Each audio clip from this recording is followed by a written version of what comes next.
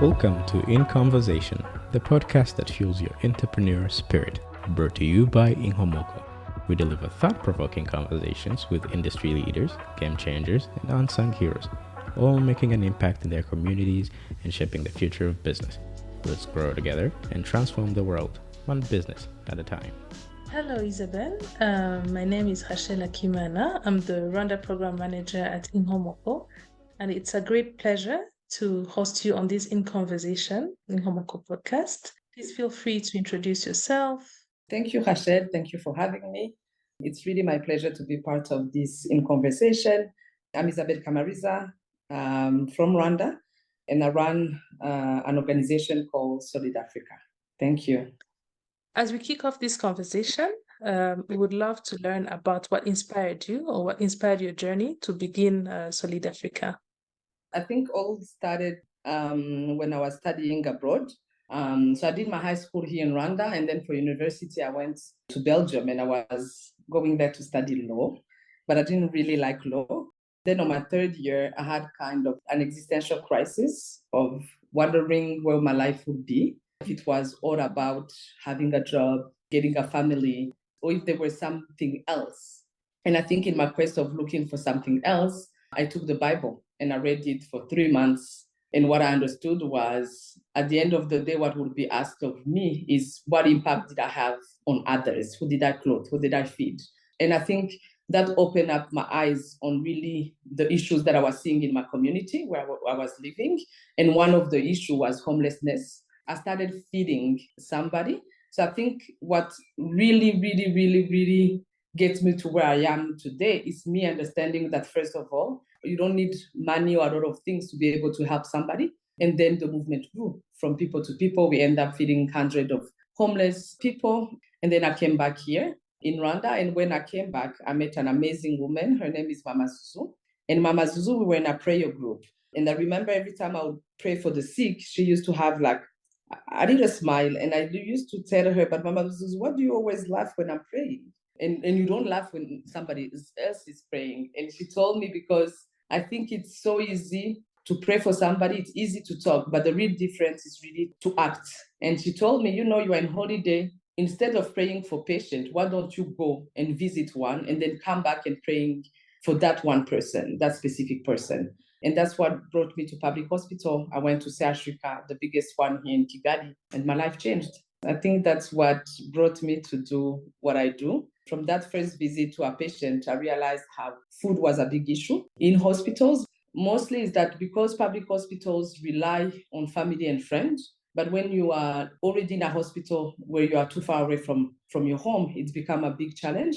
But already if you are struggling at home to have nutrition and have appropriate food, then when you're in the hospital, it's even worse. So our idea was, how can we take care of those ones, identifying them, and then give them that food security, that nutrition security, that we will be there every day. And we started by feeding, I think it was 5 people, but with only 1 meal a day. And now we are feeding 1,400 people with 3 meals a day that are medically tailored meals. Thank you, Isabelle. This is really inspiring. When I was doing a bit of research on Solid Africa, I saw that your tagline says food is medicine. Why that tagline? For us doing the work, so there's two different things. There's the food security and there's the nutrition security. You might be food secure. You have food at your plate. You can eat whatever and whenever you want. But it doesn't mean that you have the appropriate nutrition. And the hashtag of saying food is medicine is actually a whole movement in the world of saying people need to eat food that heals. It's not about eating whatever food you find.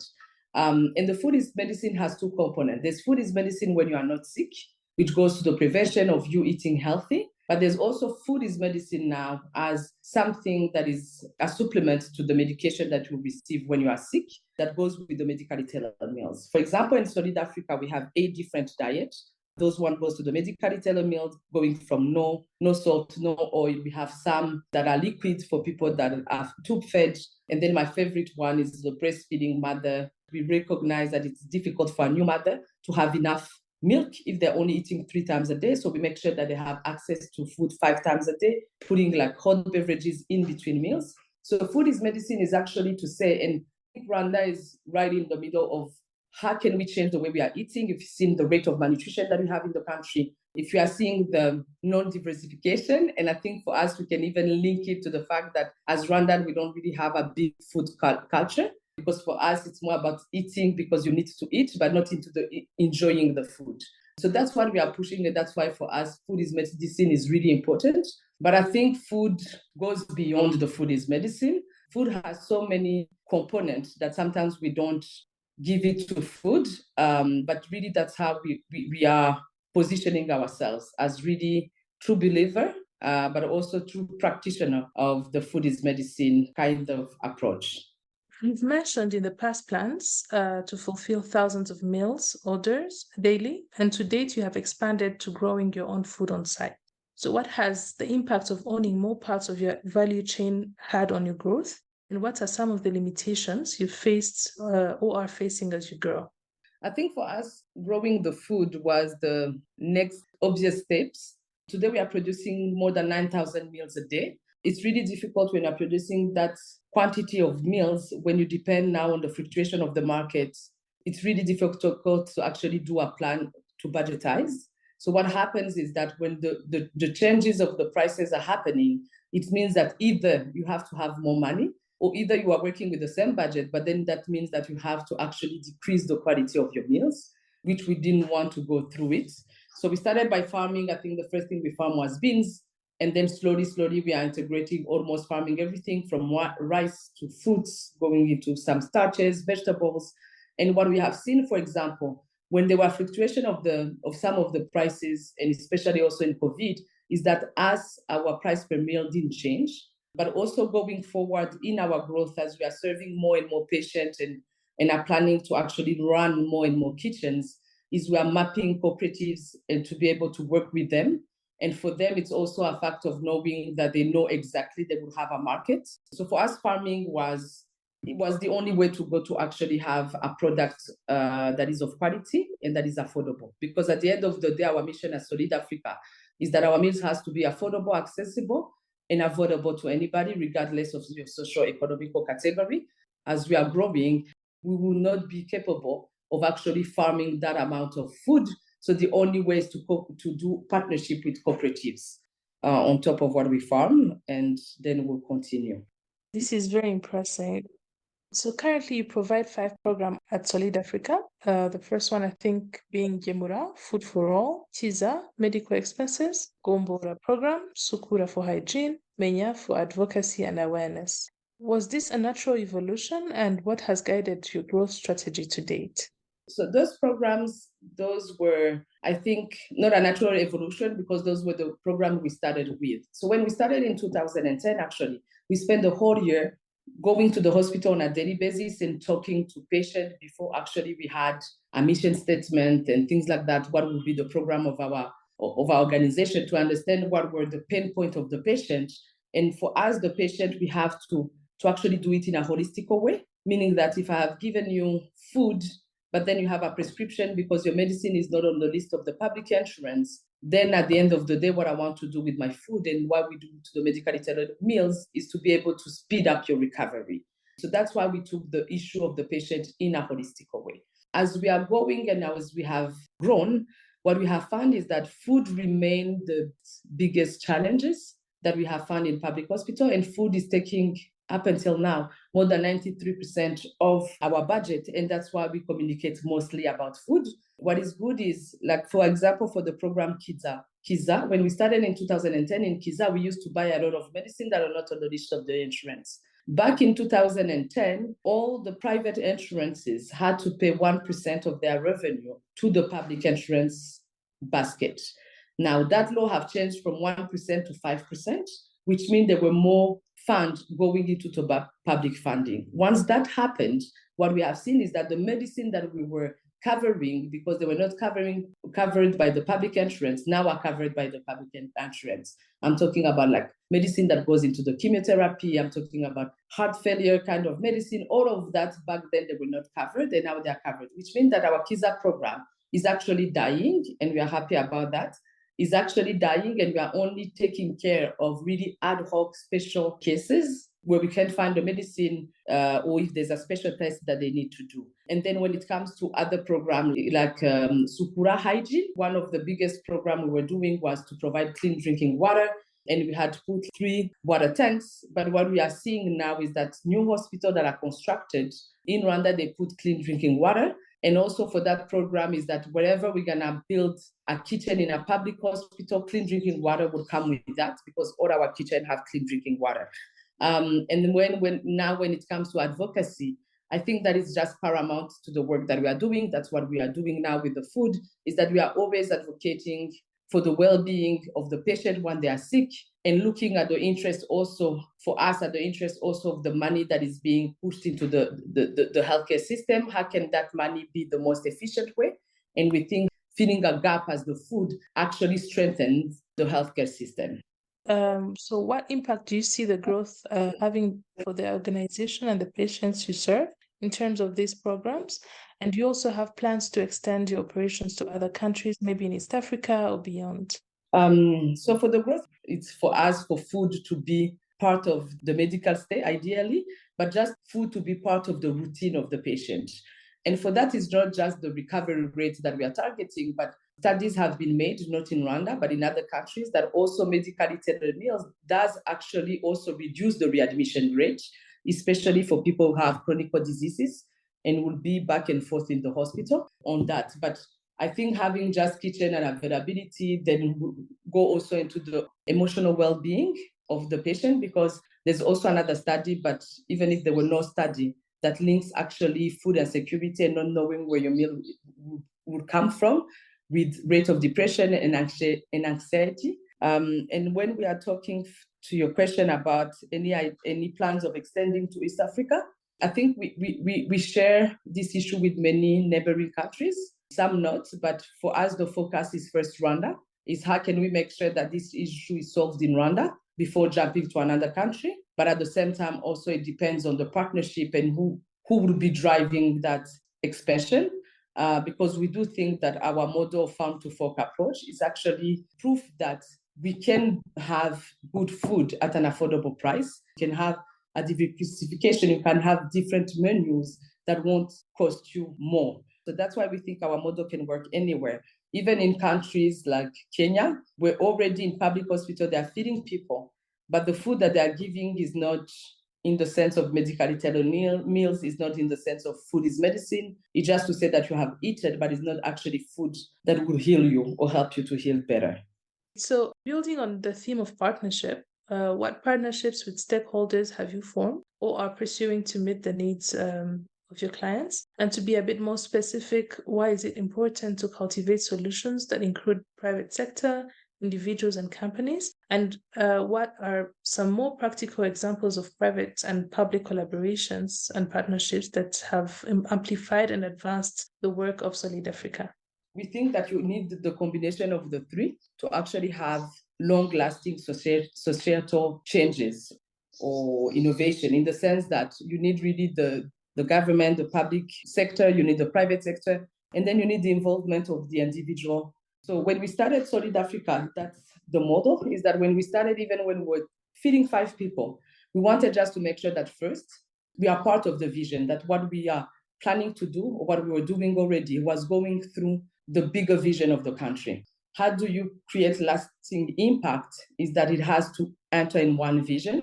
So what we did is that even when we're serving a few people, we met with the officials of the different hospitals, of the Ministry of Health, just to see, this is us, this is our project. Is it something that the government is working on? Is it in their project? So that was the idea of involving. The other thing that we have realized is that while involving the private sector, back then what we noticed is that the private sector was willing to help us, but when they would pledge in terms of cash money, for some of them, it would be difficult to fulfill that. And now that I'm in business, I do understand it better than I understood it back then.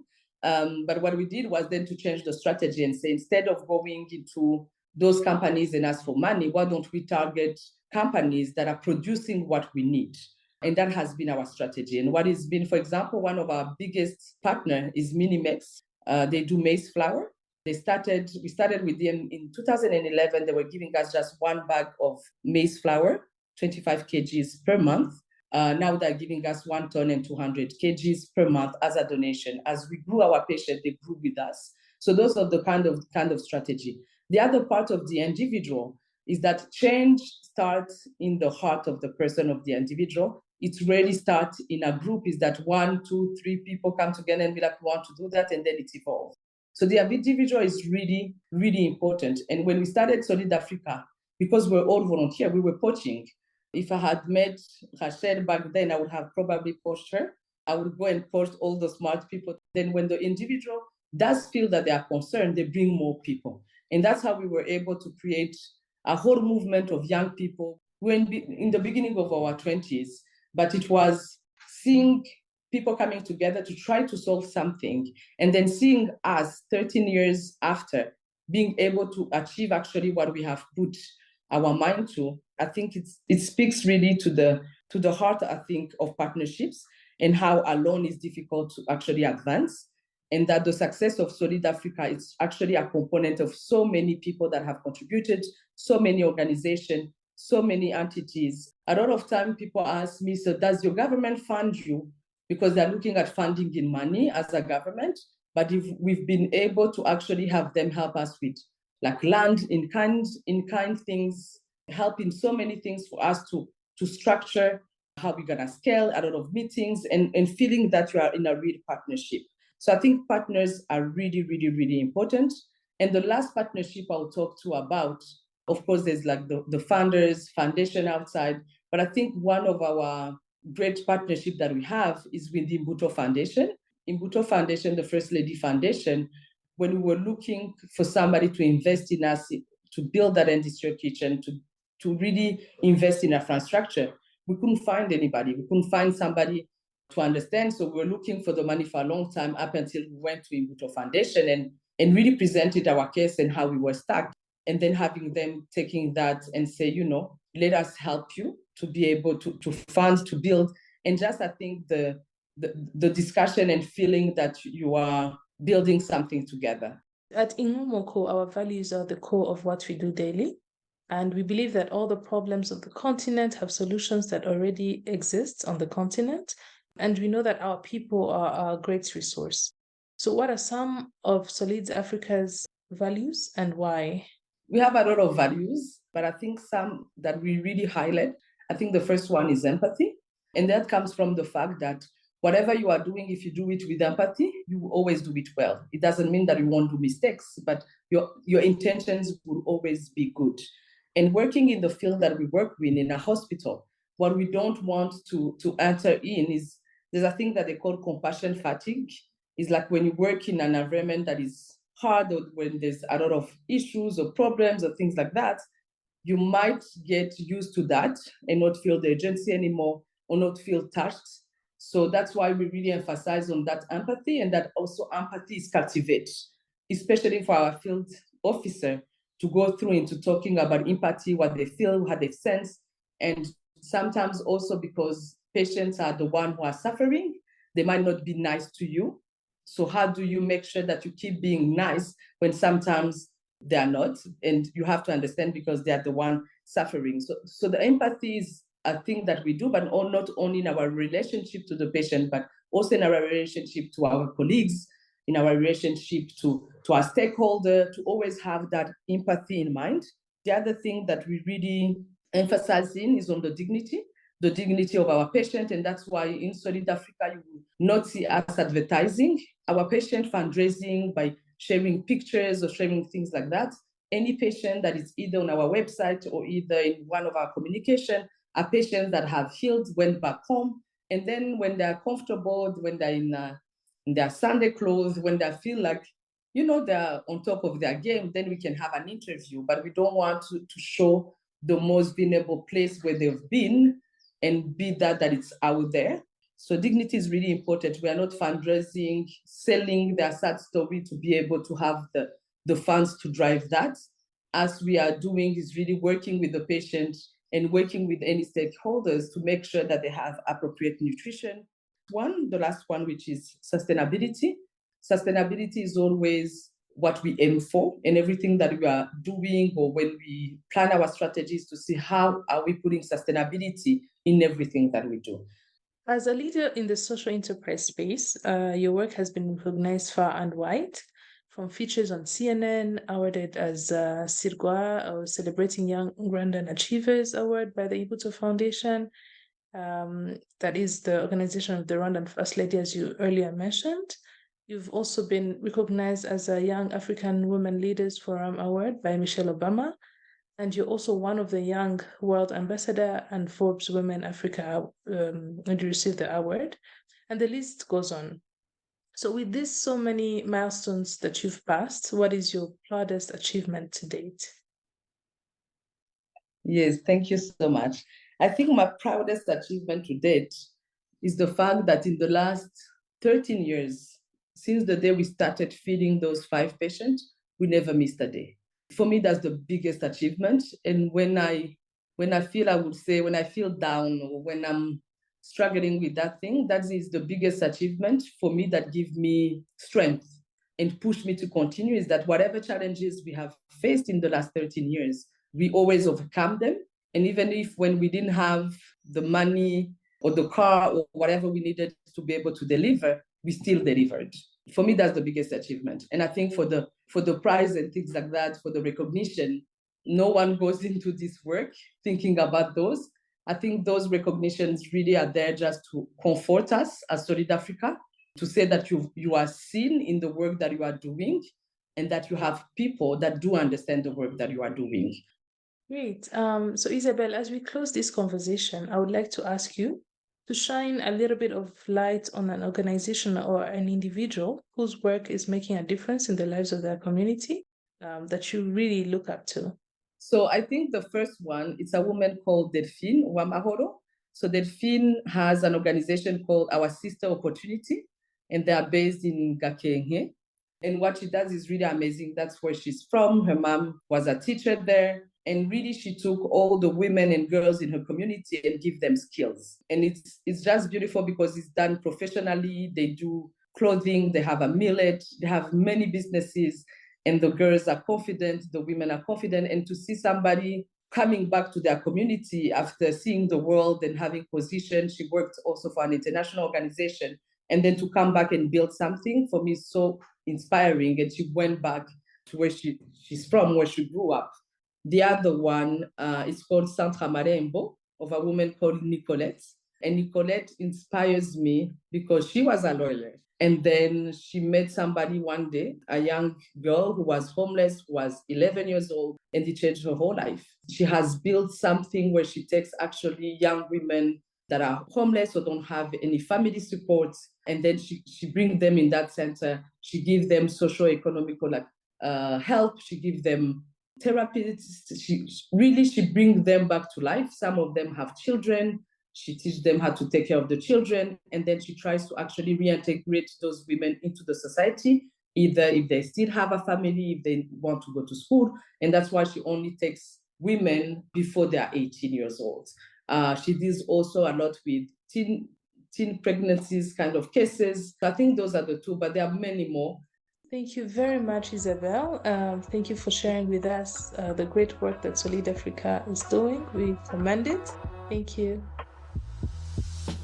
At Inkonversation, we're dedicated to empowering entrepreneurs across Africa with the tools, resources, and knowledge they need to flourish in today's competitive business landscape. Now we're bringing that passion to this podcast, taking you on a journey through inspiring stories from around the globe.